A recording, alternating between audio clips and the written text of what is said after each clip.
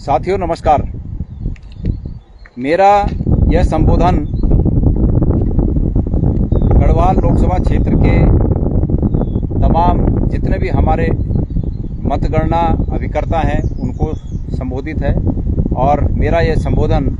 गढ़वाल लोकसभा क्षेत्र के मतगणना अभिकर्ताओं के अलावा कांग्रेस पार्टी के सभी 5 लोकसभा सीटों पर जो मतगणना अभिकर्ता हैं उनको भी संबोधित है। मैं आप सबको बहुत ही तहे दिल से आपके प्रति कृतज्ञता व्यक्त करना चाहता हूं कि आप लोगों ने इस टास्क को अपने हाथ में लिया है। साथियों, यह टास्क निश्चित रूप में बहुत सहज और आसान टास्क नहीं है। जिस प्रकार से हमारी विपक्ष की पार्टी किसी हद तक बेईमानी करने के लिए जानी जाती है और किसी तरह साम दाम दंड और भेद के आधार पर चुनाव को हथियाने का प्रयास कर रही है, इस आधार पर अंतिम दारोमदार आप लोगों के कंधों पर है। आप लोगों को मतगणना के अंतिम पल तक, जब तक कि मशीनें दोबारा पैक न हो गई हों, ऐसा नहीं है कि हमारी मशीन में एक बार काउंटिंग हो गई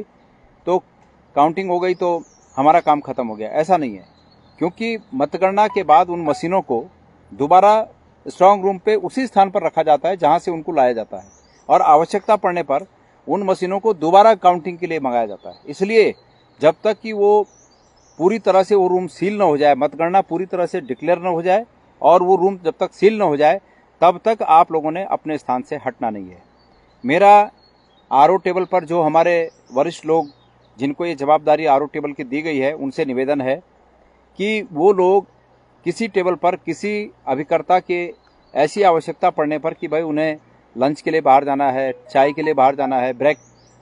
10 मिनट का ब्रेक लेना है, बाहर जाना है, ऐसे स्थान पर जो रिलीवर हैं, जो एडिशनल अभिकर्ता हैं, उनको पहले उस टेबल पर डिप्यूट करना है और उसके बाद ही आगे जाना है। मेरा सभी मतगणना अभिकर्ताओं से ये उनसे अपेक्षा है कि व्हाट्सएप ग्रुप में जो हिदायतें उन्हें दी गई हैं, मसलन ये है कि जब मशीन खुले तो उस मशीन को उसमें जो डेट आएगा कि इस डेट, अभी ये डेट है, अभी ये टाइम है, बैटरी इतने % है, नंबर 1 कैंडिडेट को इतना मिला, नंबर 2 कैंडिडेट को ये मत मिले, नंबर 3 कैंडिडेट को ये मत मिले और अंतिम रूप में जितने कैंडिडेट हैं सबको कितने कितने मत मिले, सबके मत नोट करने हैं। और आरओ टेबल पर जो हमारे लोग हैं उनसे मेरी अपेक्षा है कि वो प्रत्येक मशीन में मिले हुए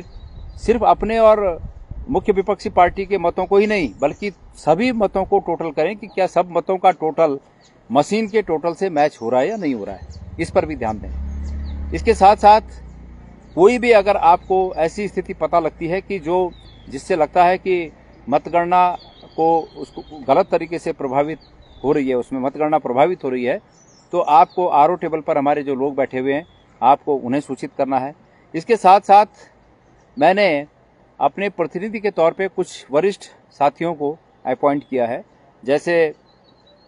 वहाँ पर टेहरी में मैं श्री अश्वनी बहुगुणा जी को भेज रहा हूँ। पौड़ी में मैं चूँकि स्वयं हूँ इसलिए वहाँ पर अलाउ नहीं करता चुनाव आयोग कि मैं दूसरा किसी को भेजूँ। इसके साथ साथ वहाँ पर हल्द्वानी में हिमांशु जोशी जी को भेज रहा हूँ। इसके साथ साथ रुद्रप्रयाग में वीरेंद्र मिंगवाल जी को भेज रहा हूँ और चमोली में लखपत बुटोला जी को भेज रहा हूँ। अगर कोई ऐसी बात हो कि जो आरओ या जो भी संबंधित अधिकारी हैं वो आपकी बात से सहमत न हो, न मान रहे हो, तो ऐसे में आप इन लोगों से संपर्क कर सकते हैं और ये लोग वहाँ पर डिसीजन लेने के लिए वहाँ पर